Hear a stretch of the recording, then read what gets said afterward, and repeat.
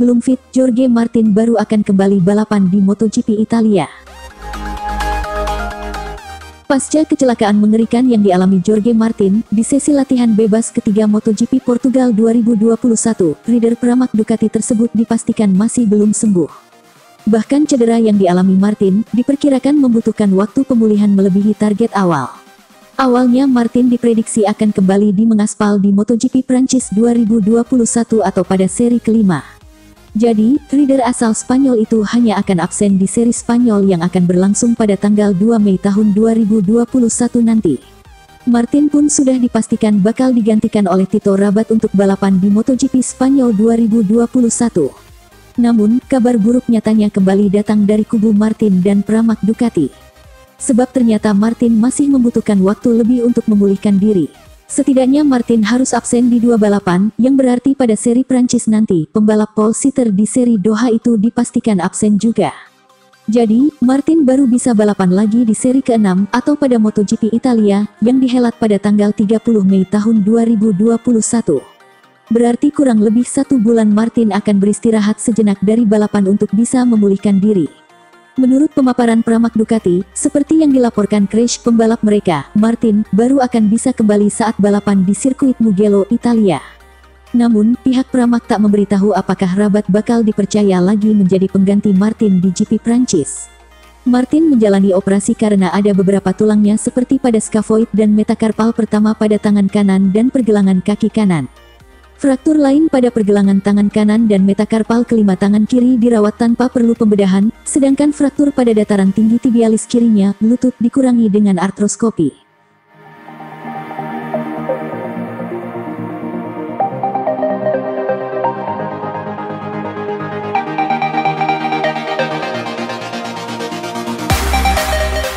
Nasib Rossi di Petronas Yamaha ditentukan 2 bulan lagi, lanjut atau tidak. Semenjak gabung di Petronas Yamaha, Valentino Rossi belum mampu menampilkan performa terbaiknya.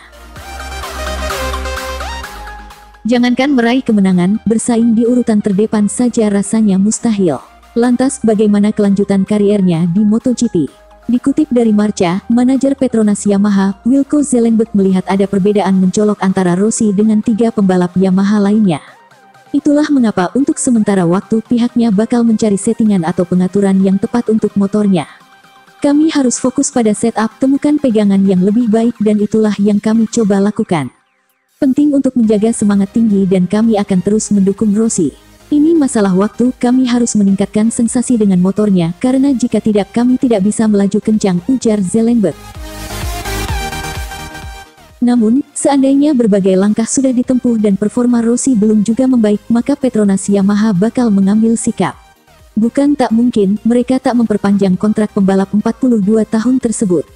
Kami mau melihat bagaimana penampilan Rossi di Grand Prix berikutnya. Jika dia kuat dan kompetitif di 4 atau 5 balapan berikutnya, dia mungkin akan lanjut di MotoGP. Jika tidak, kita bakal mengambil keputusan. Itu yang bisa kami sampaikan, tegasnya. Itu tandanya, Rossi hanya diberi kesempatan 2 bulan untuk membuktikan kualitasnya. Zellenberg berharap pembalap berjuluk The Doctor itu bernasib mujur dan bisa tampil baik di sisi kompetisi musim ini.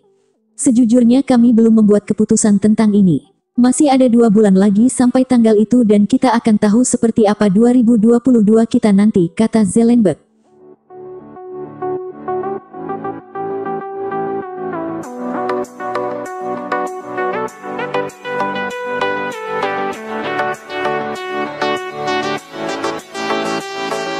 Alex Rins, saya ini rider kuat tapi dianggap remeh para rival.